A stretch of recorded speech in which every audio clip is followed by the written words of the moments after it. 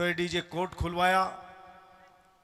फिर कहा कि कॉलेज नहीं है नीमराणा में, कॉलेज खुलवाओ, तो कॉलेज खुलवाया। कॉलेज खुलवाया तो बोले कि कॉलेज के लिए नीमराणा में जमीन नहीं है, कॉलेज आपका कैंसिल हो रहा था। सब लोगों ने कहा कि गोचर की भूमि है, हमारे पास है नहीं। तो मैंने उसके लिए बहरोड से शिवायचक जमीन कि यहां की गोचर के बदले देकर के और नीमराणा में शिवायचक जमीन कॉलेज के अलॉट कराई, और अब बहुत जल्दी उसका इनॉग्रेशन करने वाले हैं, शिलान्यास नीमराणा में करने वाले। मुझे किसी ने भी, चाहे मेरे विधानसभा क्षेत्र का नहीं था, चाहे मुंडावर में हो, किसी गांव वालों ने कहा हमारे पशु चिकित्सालय नहीं है तो पशु चिकित्सालय खुलवाया। किसी ने कहा हमारे गांव में सब सेंटर नहीं है, खुलवाओ, तो वो भी खुलवाया। किसी ने कहा हमारे गांव में पीएससी खुलवाओ, तो पीएससी खुलवाई।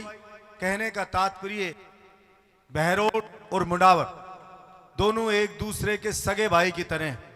मैंने कभी फर्क नहीं किया, कोई व्यक्तिगत काम हो चाहे सार्वजनिक काम।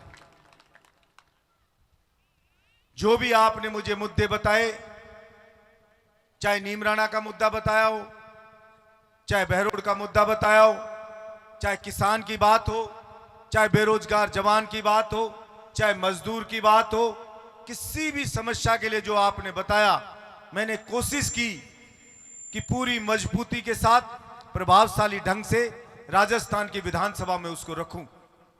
और चूंकि आपने बताए मुद्दे और आपकी बातें सारी सही थी, आपकी बातें जायज थी, आपकी मांगे जायज थी, इसी का परिणाम हुआ कि इतने इतने दिग्गज नेता हैं विधानसभा में जो 8-8 बार जीत के आते हैं, कोई 9-9 बार जीतते हैं, कोई 7-7 बार जीतते हैं।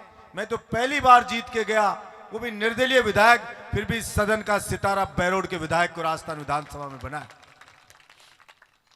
कितने कितने बुद्धिजीवी हैं, सभी लोग प्रश्न लगाते हैं, लेकिन विधानसभा में 5 राजस्थान के एमएलए टॉप के छांटे जिन्होंने जनता के पक्ष में सबसे ज्यादा प्रश्न लगाए हों, उनमें भी बहरोड के आपके बेटे को, ये नीमराणा के बेटे को फर्स्ट नंबर के ऊपर रखा, सबसे ज्यादा प्रश्न लगाने वाला भी।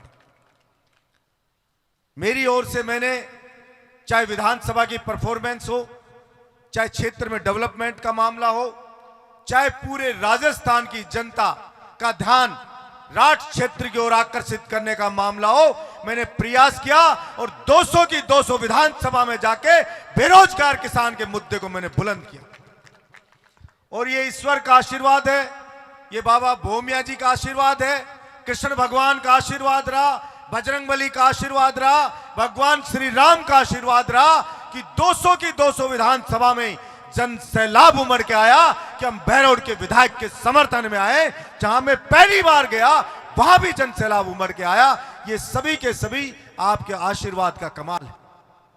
इसलिए मैं ज्यादा नहीं कह, खास तौर से हमारी युवा पीढ़ी, सिर्फ इतना कहना चाहता हूं कि संघर्ष भीषण है, वर्तमान युग है, इसके अंदर गला काट कंपटीशन छिड़ा हुआ है।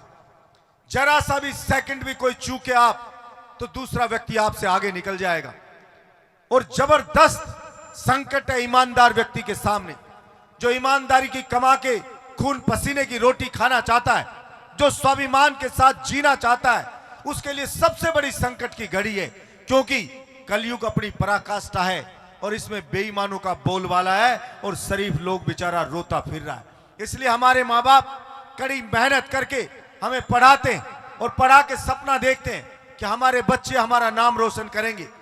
जिस दुख ने, जिस परेशानी ने, जिस संकट ने हमारे परिवार को घेर के रखा है, जिस गरीबी की बेड़ियों ने हमारे परिवार को जकड़ के रखा है, इस गरीबी की बेड़ियों से मेरा बेटा बड़ा होके कामयाब होके मुझे आजादी दिलाएगा, ये रोज हमारी मां सपना देखती है, रोज हमारा पिता सपना देखता है।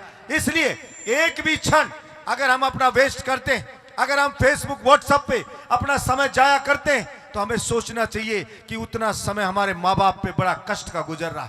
पिता जब तकलीफ में होता है, कर्जे में होता है, अकेले में कभी घुट घुट करके रोते हैं, तो हमारी माँ दिलासा देती है, चिंता ना करो मेरा बेटा जवान हो रहा है, सब चीजों से, सब इन परेशानियों से हमें निजात दिला देगा।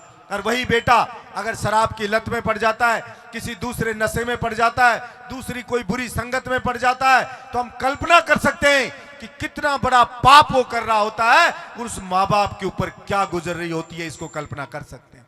इसके साथ ही साथ मैं अक्सर युवा पीढ़ी से कहता हूं, आप खूब मंदिर जाइए, खूब आप भजन करिए, खूब चाहे व्रत रखिए, खूब पूजा पाठ करिए, लेकिन अगर वास्तव में आप चाहते हैं कि बाबा भूमिया का आशीर्वाद मिले, भगवान श्री कृष्ण का आशीर्वाद मिले, भगवान श्री राम का आशीर्वाद मिले, आपको भगवान गणेश जी का आशीर्वाद मिले, माँ दुर्गा का आशीर्वाद मिले, माँ लक्ष्मी जी का आशीर्वाद मिले, माँ सरस्वती का आशीर्वाद मिले, तो एक बार निश्चित करिए कि दिन में कम से कम 5 से 10 मिनट अपने बूढ़े दादा दादी के पास बैठेंगे, 5-10 मिनट अपने माँ बाप के पास बैठेंगे और उनसे उनके जवानी के संघर्ष की बातें पूछेंगे कि उन्होंने क्या क्या हमारे लिए संघर्ष किया, क्या क्या उन्होंने हमारे लिए परेशानी उठाई। ये एक बार उनसे रोज जानेंगे। और अगर 10 मिनट अपनी माँ का दर्द पूछ लिया, 10 मिनट आपने अपने दादा का संघर्ष पूछ लिया, 10 मिनट आपने अपने पिता का दर्द पूछ लिया, तो आपके अंदर जिम्मेदारी का एहसास होने लगेगा। आपके अंदर से आवाज आने लगेगी कि तेरे दादा ने बहुत संघर्ष किया, तेरी दादी ने बहुत संघर्ष किया, तेरी माँ ने बहुत मेहनत की, तेरे पिता ने बहुत मेहनत की, तुझे पेट काट के खिलाया, तेरी माँ ने 9 महीने पेट में रखा, तमाम पीड़ा लेके सहके तुझे लेके आई और वो आज तकलीफ में है और तू जवान हो गया है। इसलिए धिक्कार तेरी जवानी पे। अगर जवान होने के बाद किसी के बूढ़ा दादा दादी दुखी है, किसी के माँ बाप गरीब है, तो धिक्कार है हमारी जवानी पे कि आपको एहसास होगा।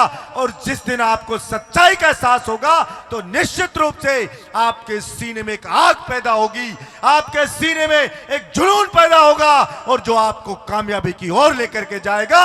और जितने भी देवी देवता हैं जो अपने माँ बाप और दादा दादी को प्यार करते हैं, अपने परिवार के बुजुर्गों को प्यार करते हैं, उनको प्रत्येक देवी देवता अपना आशीर्वाद देके रखता है। आपको भी अपना आशीर्वाद देगा, ये विश्वास के साथ मैं आपसे कहना चाहता हूं। फिर चाहे मंदिर कम भी जाओगे तो भी भगवान कहेगा चिंता ना कर बेटा, तू सिर्फ अपनी ड्यूटी कर रहा है। जैसा कृष्ण भगवान ने कहा, कर्म से बड़ी कोई पूजा नहीं है, कर्म करते जाइए, फल भगवान के ऊपर छोड़ते जाइए। और मेरा दृढ़ विश्वास है भगवान कभी भी किसी कर्म योगी के साथ अन्याय नहीं करता है, कभी उसके साथ धोखा नहीं करता है, आपके साथ भी धोखा नहीं करेगा। ये मैं पूरे विश्वास के साथ आपको कहना चाहता हूं इस बाबा भूमिया जी के मंदिर से। यही कह करके, चूंकि आपको भी भजन सुनना है और वैसे भी नेताओं के भाषण बहुत बुरे लगते हैं, इसलिए मेरी वाणी को विराम देता हूं। आप सब ने स्नेह दिया, आशीर्वाद दिया, मुझे बुलाया, अपने इस पवित्र मौके पे मुझे बुलाया, मुझे भी बाबा भूमिया जी का आशीर्वाद लेने का सौभाग्य आपने दिलवाया। इसके लिए तहे दिल से आपका धन्यवाद करता हूं, आपका शुक्रिया अदा करता हूं। बहुत बहुत धन्यवाद। जय हिंद, जय राजस्थान।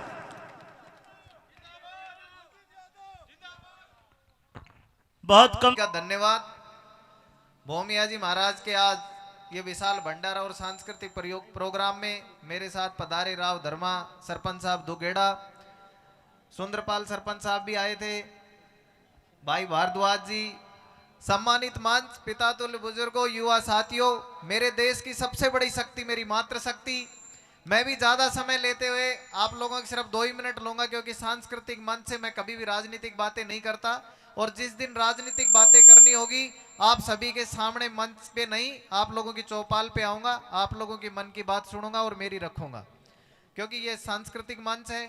हमें अपनी संस्कृति को बचाने के लिए हमेशा आगे आना चाहिए।